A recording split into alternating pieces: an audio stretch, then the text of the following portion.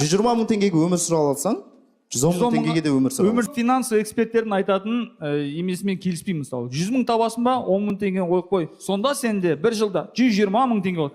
Мен айтқым келіп тұрғаны, бұл финансовый эксперттер реальный Қазақстандағы адамдардың финансовый ситуациясын түсінбейді. Өйткені 120 мыңға өмір сүру мүмкін емес па, практически Алматыда. Сен ойлашы, комната снимать еттің, уже 60 мың теңге, 120 мың 60 мың теңгесі кетті. Проездге жарайды, автобуспен пересадкамен жүрші. 50 мың теңге қалды. 50 мың теңге сен продукт алып тұрса, ет жемейсің ба сонда? Жылына 120 мың теңге жинап қойдың, жыртылып. Ал декабрьдің 31-і қолымда 120 мың теңге тұр. Вот уже результат, понимаешь? Мәселе сода ғой. Результатта ғой мәселе. Ал бұны не істеймін ары қарай? Ештеңе істемейсің, тұра берсін. Келесі жыл тағы да кетті ма? Тұра берсін.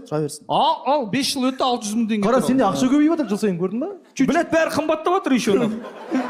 Сен соны ұмытпасашы. Заки, айтасың ғой.